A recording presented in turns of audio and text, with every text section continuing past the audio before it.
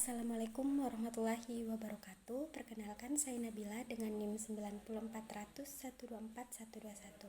Saya akan menjelaskan makalah dari kelompok 11, yaitu organisasi dan kepribadian atau tingkah laku.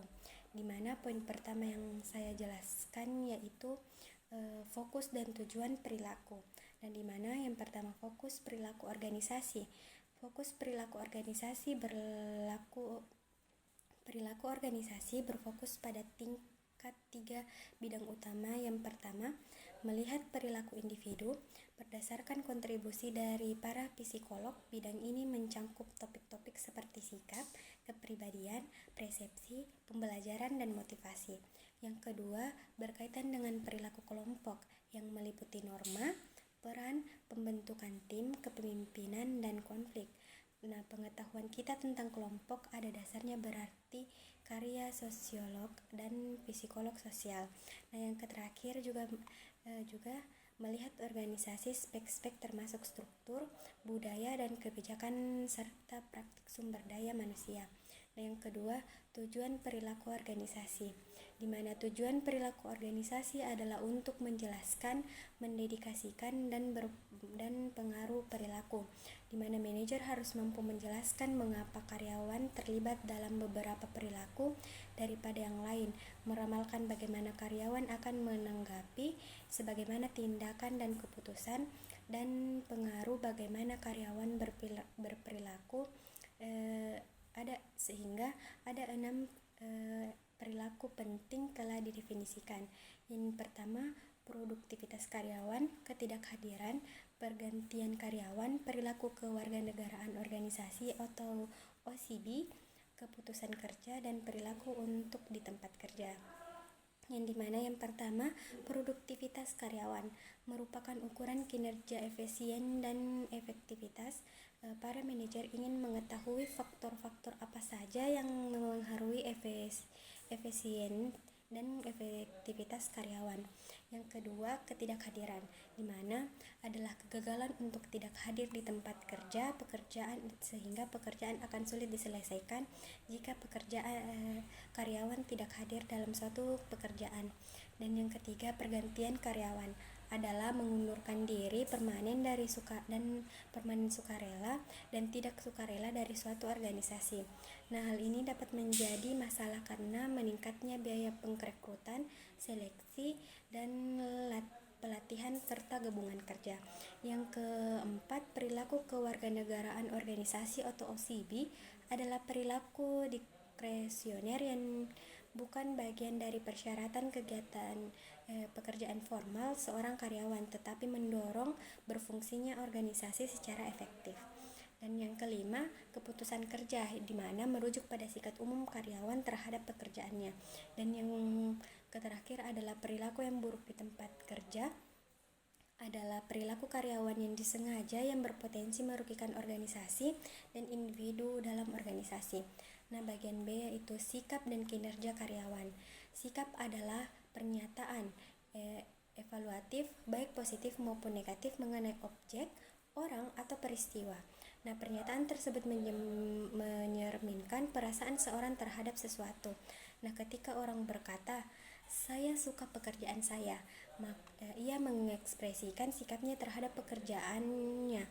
Sikap terdiri dari 3 komponen. Yang pertama, komponen konektif, yang dimana sikap mengacu pada keyakinan, pendapat, pengetahuan, atau informasi yang dimiliki seseorang. Misalnya, keyakinan bahwa diskriminasi adalah salah. Yang kedua, komponen efektif adalah bagian emosional atau perasaan dari suatu sikap dengan menggunakan contoh, "Saya tidak menyukai Pat karena dia mendiskriminasi kaum minoritas." Terakhir, dapat mempengaruhi pada hasil perilaku. Yang ketiga, komponen perilaku, yang mana sikap mengacu pada niat untuk berperilaku dengan cara tertentu terhadap seseorang atau sesuatu untuk melanjutkannya. Contoh, "Saya mungkin memilih untuk menghindari Pat karena perasaan saya terhadapnya." di mana tentu saja manajer tidak tertarik pada setiap sikap yang dimiliki karyawan karena manajer tertarik pada sikap yang berhubungan dengan pekerjaan, di mana terdapat 3 sikap yang paling dikenal luas adalah keputusan kerja, keterlibatan kerja, dan komitmen organisasi. Konsep lain dari menariknya minat luas adalah keterlibatan karyawan. Yang pertama, kepuasan kerja, di mana kepuasan kerja ini mengacu pada sikap umum seseorang terhadap pekerjaannya. Seseorang dengan tingkat kepuasan kerja yang tinggi memiliki sikap positif terhadap pekerjaannya. Seseorang tidak puas memiliki sikap negatif. Nah, ketika seseorang berbicara tentang sikap karyawan, mereka biasanya mengacu pada keputusan kerja yang pertama, yaitu seberapa puas karyawan, seberapa kepuasan dan produktivitas, kepuasan dan absensi, kepuasan dan omset, dan kepuasan pekerjaan dan kepuasan pelanggan. Yang kedua, keterlibatan pekerjaan yang berkomitmen organisasi. Nah, di mana keterlibatan pekerjaan adalah tingkat di mana seseorang karyawan mengidentifikasi dirinya dengan pekerjaannya, berpartisipasi secara aktif di dalamnya, dan mengacu kinerja pekerjaannya penting bagi harga dirinya. Dengan itu, karyawan dengan tingkat keterlibatan yang kerja yang tinggi sangat mengidentifikasi dan benar-benar peduli dengan jenis pekerjaan yang mereka lakukan. Sikap positif mereka membuat mereka berkontribusi secara positif terhadap pekerjaan mereka. Komitmen organisasi adalah tingkat di mana seorang karyawan mengidentifikasikan dirinya dengan suatu organisasi tertentu dan tujuannya serta ingin mempertahankan keanggotaan dalam organisasi tersebut. Sementara keterlibatan kerja berkaitan dengan pekerjaan, komitmen organisasi berkaitan dengan organisasi tempat kerja. Penelitian menunjukkan bahwa komitmen organisasi juga mengarah pada tingkat absensi dan pergantian karyawan yang lebih rendah, dan pada kenyataannya merupakan indikator pergantian karyawan lebih baik daripada keputusan kerja. Yang ketiga, keterlibatan karyawan, di mana para manajer ingin karyawannya berhubungan dengan pekerjaan mereka, merasa puas dan antusias dengan pekerjaan mereka, di mana konsep ini dikenal sebagai keterlibatan karyawan. Karyawan yang sangat terlibat dan bersemangat dan sangat berhubungan dengan pekerjaan mereka. Karyawan yang tidak terlibat pada dasarnya tidak peduli dan mereka merasa tidak perlu melakukan pekerjaan tersebut. Yang keempat, sikap dan konsisten. Penelitian secara umum menyimpulkan bahwa orang mencari konsistensi di antara sikap mereka dan antara sikap dan perilaku mereka. Kecenderungan ini berarti bahwa individu mencoba untuk mendamaikan sikap yang berbeda dan menyelaraskan sikap dan perilaku mereka sehingga dampak rasional dan konsisten, di mana ketika mereka menghadapi ketidakkonsistenan, individu akan melakukan sesuatu untuk membuatnya konsisten dengan mengubah sikap, mengubah perilaku, dan merasionalisasi ketidakkonsistenan tersebut. Yang kelima, teori disonansi konektif, di mana teori disonansi konektif berusaha menjelaskan hubungan antara sikap dan perilaku. Disonansi konektif adalah ketidaksesuaian atau ketidakkonsistenan antara sikap dan perilaku dari sikap. Teori ini berpendapat bahwa ketidakkonsistenan tidak menyenangkan atau bahwa individu akan mencoba mengurangi ketidaknyamanan dan demikian disonansi. Jika faktor-faktor yang menciptakan disonansi relatif tidak penting, tekanan untuk memperbaiki ketidakkonsistenan akan rendah.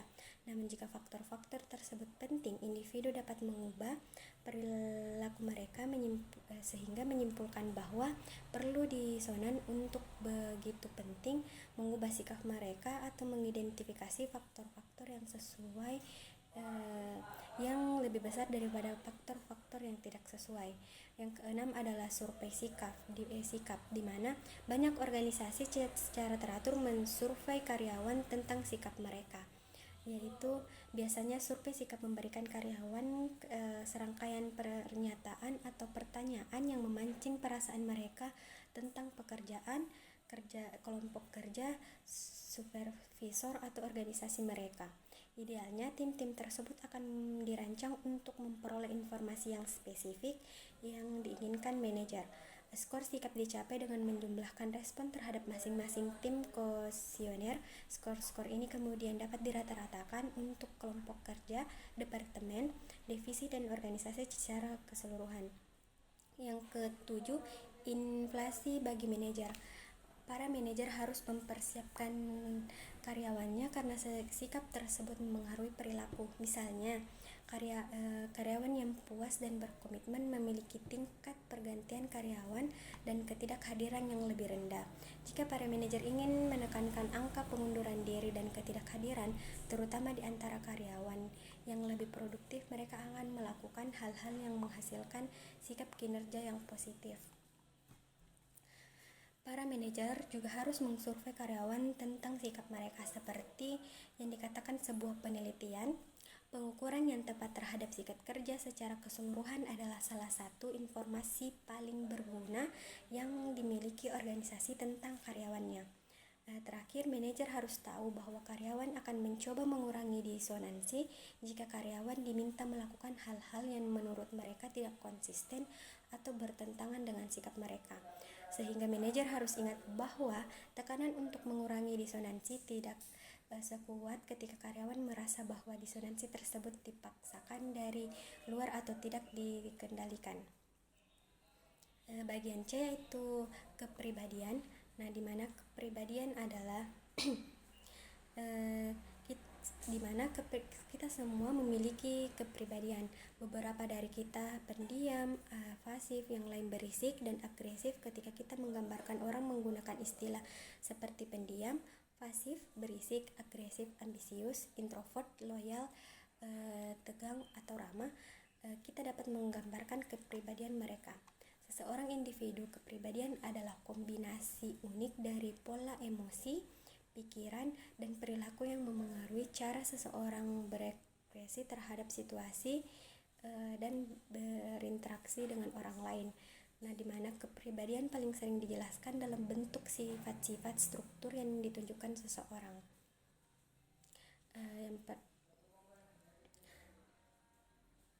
Selama bertahun-tahun, para peneliti telah mencoba mendefinisikan ciri-ciri yang paling menggambarkan kepribadian.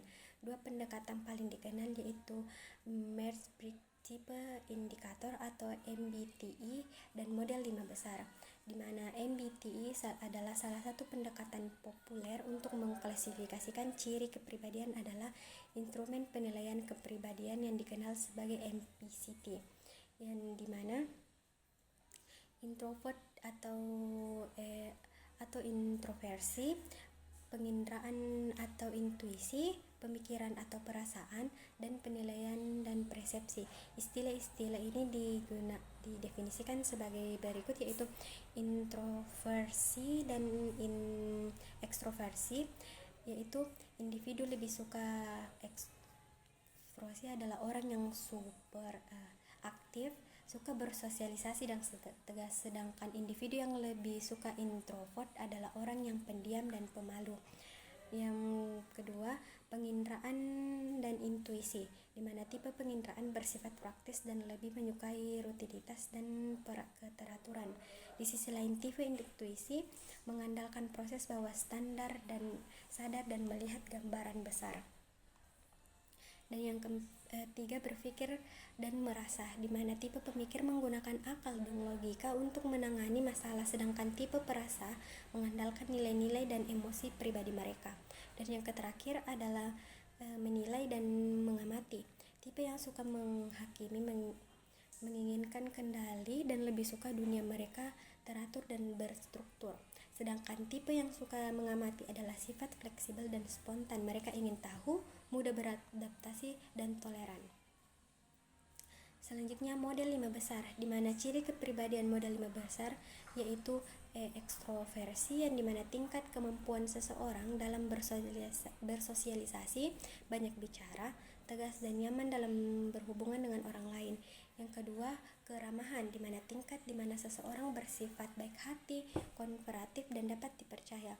Yang ketiga, kehati-hatian, di mana tingkat Seseorang dapat diandalkan, bertanggung jawab, dan dapat diandalkan, gigih, dan berorientasi pada prestasi. Yang keempat, stabilitas emosional. Tingkat ketenangan, antusiasme, dan keamanan seseorang atau positif atau kegagalan.